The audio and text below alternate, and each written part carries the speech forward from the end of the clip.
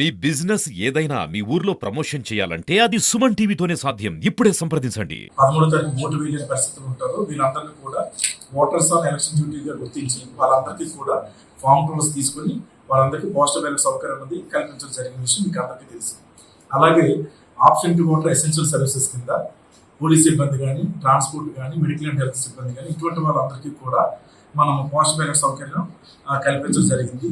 So ఈ అన్ని కేటగిరీలో అలాగే ఇతర జిల్లాల్లో ఓటర్గా నమోదయ్యి మన జిల్లాలో పనిచేస్తున్న అధికారులు కావచ్చు, సిబ్బంది కావచ్చు, ఎవరైతే ఎలక్షన్ డ్యూటీలో ఉన్నారో సో వీళ్ళకి కూడా ఈ కేటగిరీ వాళ్ళందరికీ కలిపి 5, 6, 7, 8 తేదీల్లో మనం పోస్టల్ బ్యాలెట్ అనేది నిర్వహించడం జరిగింది.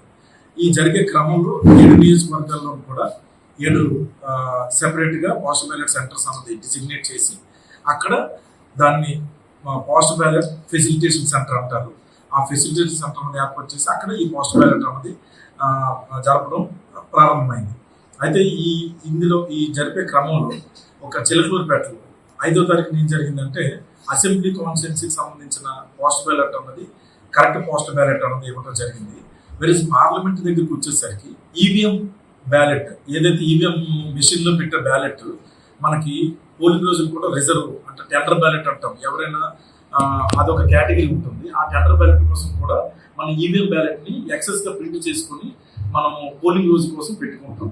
సో ఆ ఈవీఎం బ్యాలెట్ని పోస్ట్ బ్యాలెట్ పేపర్ ప్లేస్డ్ అంటే రెండు ఒకే దగ్గర స్ట్రాంగ్ రూమ్లో ఉండడం వల్ల ఒక కైండ్ ఆఫ్ పోస్ట్ బ్యాలెట్ తీసుకురావడానికి బదులు ఇంకో కైండ్ ఆఫ్ పోస్ట్ బ్యాలెట్ తీసుకుని వచ్చి దానిని ఆ రోజున పీఓస్కి ఇవ్వటం జరిగింది ఈ చిలకలూరుపేటలో. దానివల్ల ఇక్కడ ఆ రోజున వేసిన 1219 మంది అసెంబ్లీ వరకు కరెక్ట్గా పోస్టల్ బ్యాలెట్ ఉపయోగించుకున్నారు.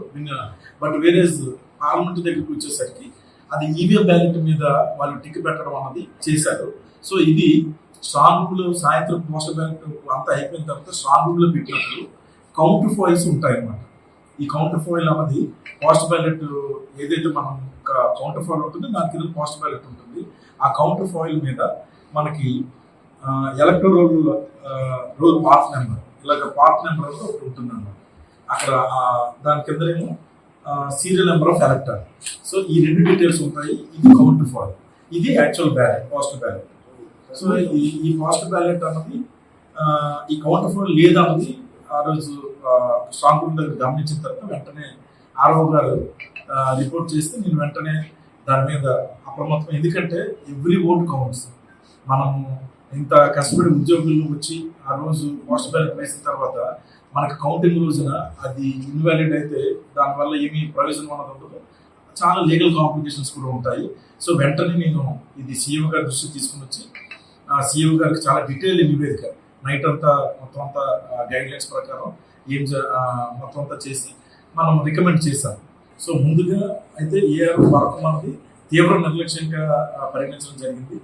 అలాగే ఆర్ఓ నారద ముందు కూడా నిర్లక్ష్యంగానే పరిగణించడం జరిగింది. అందువల్ల వెంటనే ఇప్పుడు ఏఆర్ఓ వరకు మనం సస్పెండ్ చేయడం జరిగింది. నారద ముందు గారు కూడా షోకేజ్ నోటీస్ అన్నది ఇవ్వడం జరిగింది.